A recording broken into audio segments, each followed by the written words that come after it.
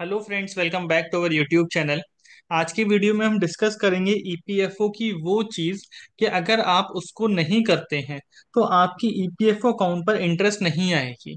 तो क्या है वो, चलिए समझते हैं। क्या एक्टिविटी आपको ईपीएफओ में कर लेनी चाहिए, otherwise your EPFO balance will stop earning interest.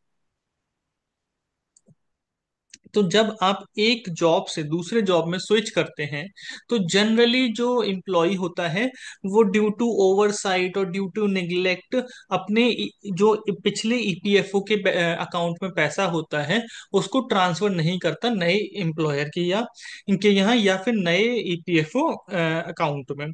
तो ये करना बहुत जरूरी है, अदरवाइज एक टाइम के बाद आपका जो पुराना पैसा है यानी कि जो पुराने एम्प्लॉयर वाला पैसा है, ऑल तो आपका यूएएन तो सेम है लेकिन वो आईडी अलग अलग होती है एम्प्लॉयर वाइज। आप जिस एम्प्लॉयर के यहाँ पर जॉब कर रहे हैं उसकी आईडी अलग होगी, नए एम्प्लॉयर के पास जाएंगे तो उसकी आईडी अलग होगी। तो अगर आप उस पैसे को ट्रांसफर नहीं कराएंगे तो आपके पिछले पैसे पर एक टाइम के बाद आप इंटरेस्ट अर्न करना बंद कर देंगे। तो समझते हैं इसको डिटेल में कि क्या है। तो कहते हैं, does the EPFO EPF continue to earn interest if you don't transfer? No. आप अगर ट्रांसफर नहीं कराएंगे तो 3 साल तक आपको सिर्फ इंटरेस्ट मिलेगा, उसके बाद आपको इंटरेस्ट मिलना बंद हो जाएगा। ईपीएफओ के रूल कहते हैं कि भाई, अगर आपका अकाउंट डोरमेंट इनऑपरेटिव हो गया तो आपको 3 साल के बाद आपके ईपीएफओ के अकाउंट पर बैलेंस पर इंटरेस्ट नहीं मिलेगा। तो वो 3 साल कहाँ से काउंट करेंगे? मान लीजिए आपने मई 2025 में नौकरी छोड़ी, तो मई 2025 का आपका ईपीएफओ जमा होगा जून 2025 में, आपका ईपीएफ का पैसा जमा होगा जून 2025 में। तो जून 2025 से 3 साल काउंट कर लीजिए, यानी कि जून 2028 तक आपको उस पैसे पर ब्याज मिलेगी।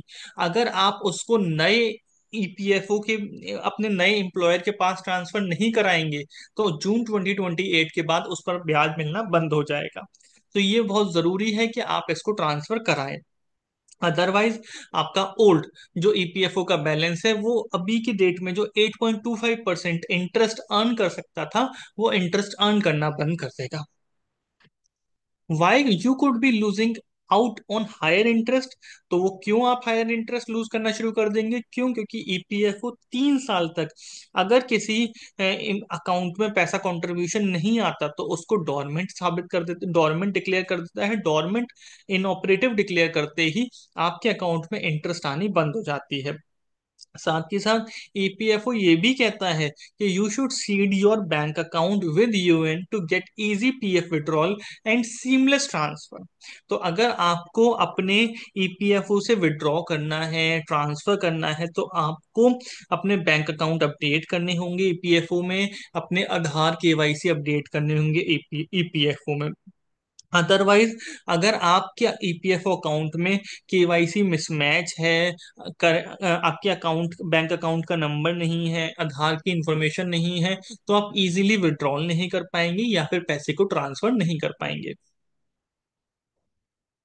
Things to know about transferring the EPFO account. तो आपको ईपीएफओ के अकाउंट को ट्रांसफर करने के लिए क्या करना है? सबसे पहला है कि भाई, to ensure you continue to earn the maximum interest and maintain a consolidated retirement corpus using the EPFO member portal, transfer your EPFO account right away when you move jobs. जब भी आप जॉब स्विच करते हैं तो आप उस पैसे को ट्रांसफर करिए। Verify that your bank account, Aadhaar and PAN are up to date and that your UN is activated. Keep a close eye on your passbook to keep tabs on your interest accrual and contributions. To take advantage of long term compounding, do not take an early withdrawal from your EPF unless required. कुछ FAQs हैं EPF account transfer के ऊपर। तो पहला FAQ क्या कहता है कि भाई, मैंने एक एम्प्लॉयर से दूसरे एम्प्लॉयर के पास स्विच करते समय अपना ईपीएफ का बैलेंस तो ट्रांसफर कर लिया लेकिन ईपीएस का बैलेंस यानी कि पेंशन स्कीम में जो बैलेंस था वो ट्रांसफर नहीं किया।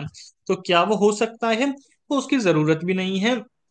आपको ईपीएफओ की जो पेंशन मिलती है वो ईपीएफओ की आपका ईपीएस में बैलेंस कितना है उसके ऊपर नहीं मिलती, आपकी सर्विस कितनी है, आपकी लास्ट बेसिक ड्रॉन कितनी, लास्ट वेजेस ड्रॉन कितनी है उसके बेसिस पर मिलती है। तो चाहे बैलेंस कम भी होगा आपको एलिजिबिलिटी के हिसाब से पेंशन मिलती रहेगी। I want to file a PF transfer claim, but I do not know if my past employer was exempted or unexempted. तो आप वो पता कर सकते हैं अपने ईपीएफ के अकाउंट में लॉग इन करिए, सर्विसेज में जाकर के फॉर एम्प्लॉयर्स एस्टेब्लिशमेंट सर्च करिए, then details of the establishment can be enter to view the status of the establishment. I use to work in an exempted establishment. Exempted establishment कौन से होते हैं? जो ट्रस्ट अपने क्रिएट कर लेते हैं, ईपीएफओ के पास पैसा नहीं रखते।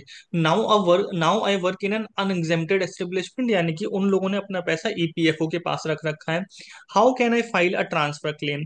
तो इस ट्रांसफर क्लेम को फाइल करने के लिए आपको एनेक्जर के फाइल करना होगा।